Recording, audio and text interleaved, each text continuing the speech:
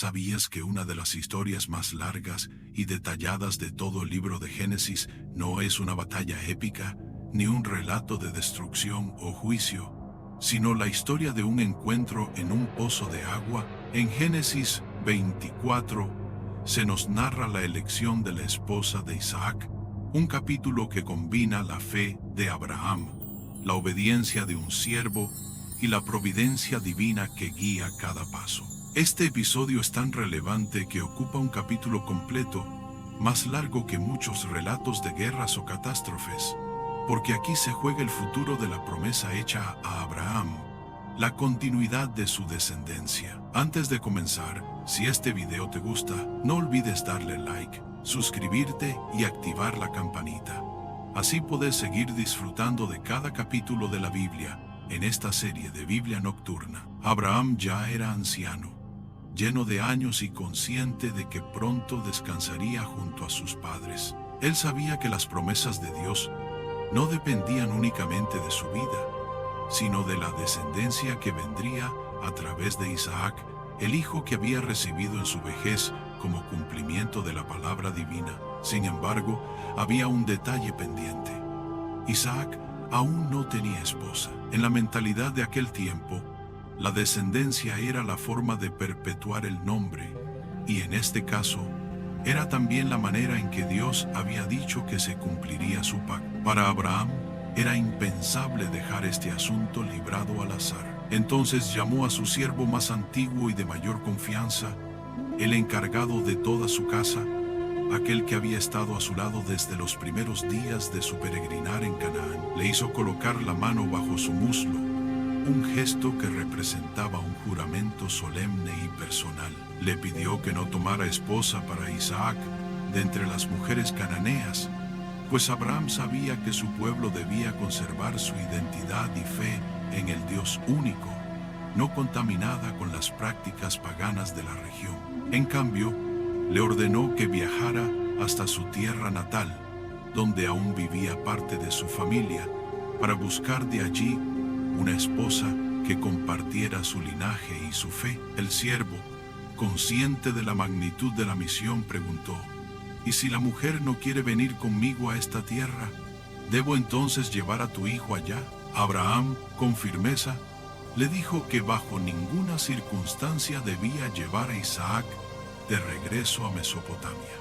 El hijo de la promesa debía permanecer en la tierra que Dios había señalado. Con confianza declaró: el Señor Dios de los cielos enviará a su ángel delante de ti y preparará tu camino. Esas palabras eran un recordatorio de que la promesa no dependía de la astucia humana, sino de la fidelidad de Dios. Con el juramento sellado, el siervo emprendió la travesía. No fue un viaje ligero.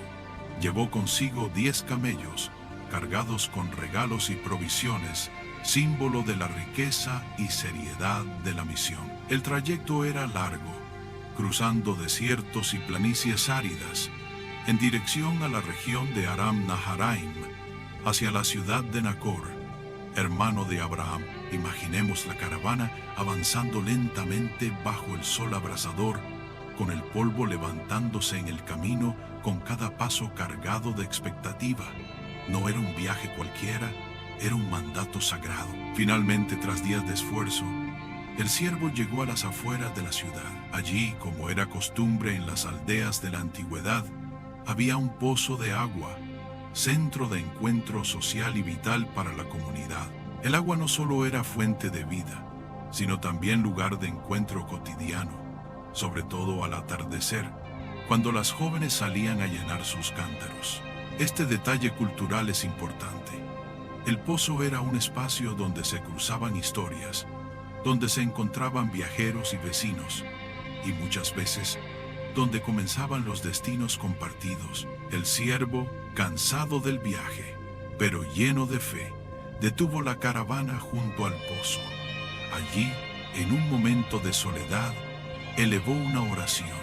No pidió riqueza, no pidió señales grandiosas ni cielos abiertos, sino algo simple y profundo. Señor Dios de mi amo Abraham, concédeme hoy tener éxito y muestra tu misericordia para con mi Señor.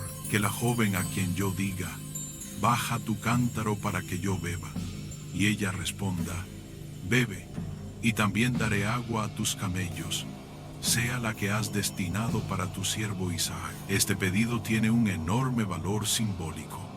Dar de beber a un viajero era un gesto de hospitalidad básico en la cultura oriental, pero ofrecer voluntariamente dar de beber también a 10 camellos era un acto de generosidad extraordinaria, de servicio sincero y disposición al sacrificio. Cada camello podía beber decenas de litros de agua después de una travesía.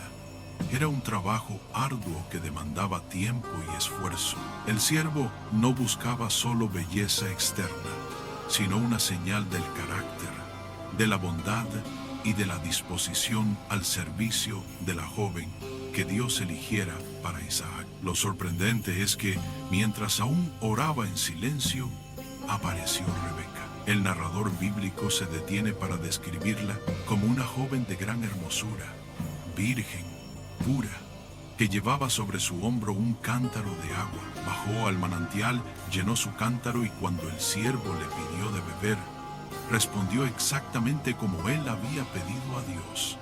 No solo le dio de beber a él, sino que inmediatamente se ofreció a sacar agua para todos sus camellos. Imaginemos la escena.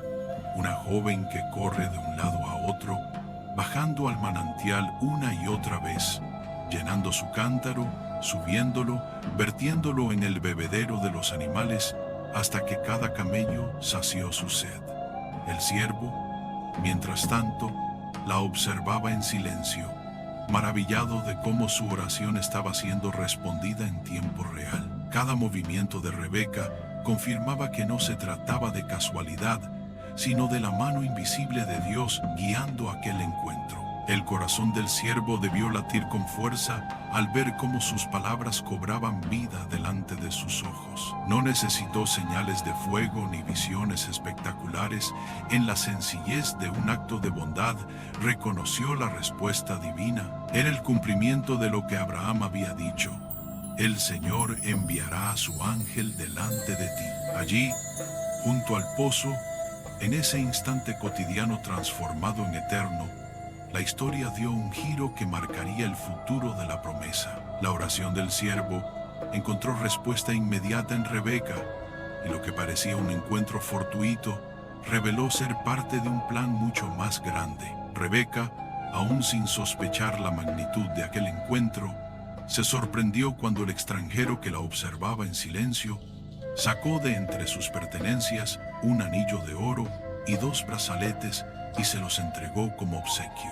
Luego, con voz agradecida, le preguntó de qué familia provenía y si en su casa habría lugar para hospedar a él y a sus acompañantes. La respuesta de la joven fue inesperada para el siervo. No solo pertenecía a una familia hospitalaria, sino que era nada menos que hija de Betuel, hijo de Nacor, hermano de Abraham. El siervo comprendió en ese instante que no había sido guiado al azar. Había llegado a la misma familia de su amo, como si una mano invisible lo hubiera llevado paso a paso hasta allí. Su reacción fue inmediata. Se inclinó y adoró al Señor, dando gracias porque había guiado su camino con tanta precisión.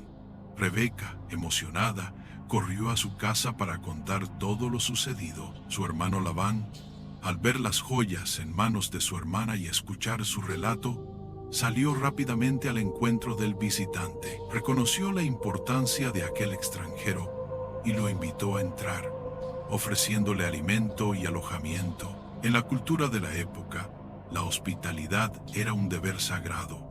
Atender al viajero no solo era un acto de cortesía, sino un honor que mostraba la nobleza de una familia. Los camellos fueron alimentados, el polvo del viaje lavado de los pies del siervo y de sus acompañantes, y la mesa fue preparada con abundantes manjares. Sin embargo, el siervo no quiso comer hasta cumplir con la misión que le había sido encomendada. Con solemnidad, tomó la palabra y narró la historia desde el principio. Soy siervo de Abraham, mi amo. El Señor lo ha bendecido en gran manera. Le ha dado riqueza, ganado, siervos y una larga vida. Aun en su vejez, Sara, su esposa, le dio un hijo, y todo lo que tiene le pertenece a ese hijo, Isaac. Mi amo me hizo jurar que no tomaría esposa para él de entre las hijas de los cananeos, sino que vendría a la casa de su familia para encontrar a la mujer que lo acompañe. Yo oré al Señor en el pozo pidiendo una señal, que la joven que me diera de beber y también ofreciera agua para mis camellos fuera la elegida. Antes de terminar mi oración, apareció Rebeca y cumplió exactamente lo que había pedido. Entonces supe que Dios había respondido y que ella era la destinada para mi señor Isaac. La sala quedó en silencio. Labán y Betuel, el padre de Rebeca, entendieron que aquello no era mera coincidencia. Con respeto y reverencia, reconocieron la mano de Dios y dijeron: esto viene del Señor. No podemos oponernos. He aquí Rebeca delante de ti. Tómala y vete, y sea esposa del hijo de tu Señor, como lo ha dispuesto el Señor. El siervo, al escuchar estas palabras, no pudo contenerse. Se inclinó nuevamente en adoración, agradeciendo a Dios por su fidelidad. Luego abrió los cofres que había traído en los camellos y entregó a Rebeca joyas y vestidos de gran valor. Y a su madre y a su hermano también les dio costosos regalos. Aquella casa se llenó de alegría y de celebración. Finalmente, compartieron la comida, descansaron del viaje y al día siguiente, temprano por la mañana, el siervo pidió permiso para partir junto con Rebeca. Quería regresar cuanto antes a Canaán, convencido de que había cumplido con éxito la misión encomendada. Sin embargo, la familia de la joven pidió un poco más de tiempo. Deja que nuestra hermana se quede con nosotros unos días más, al menos 10, y después se irá. El siervo, firme pero respetuoso, respondió: no me detengan, pues el Señor ha dado éxito a mi camino. Déjenme regresar a mi Señor. En ese momento, la decisión recayó sobre la propia Rebeca. La llamaron y le preguntaron directamente: ¿quieres ir con este hombre? Y ella respondió con seguridad y valentía: sí, iré. Esa respuesta simple, pero llena de fe, mostró el temple de su carácter. Sin conocer el camino, sin haber visto aún a Isaac, se entregaba confiadamente a un destino nuevo, convencida de que aquel llamado tenía un propósito mayor. Su familia la despidió con bendiciones solemnes. Hermana nuestra, sé madre de millares, y que tu descendencia posea las puertas de sus enemigos. Era una bendición de fecundidad y de victoria, un deseo de que su linaje fuera grande y poderoso. Con esas palabras, Rebeca partió, acompañada de sus doncellas, montada en camellos y siguiendo al siervo de Abraham hacia una tierra desconocida. El viaje de regreso estuvo marcado por la expectativa. Cada paso acercaba a Rebeca al encuentro con Isaac.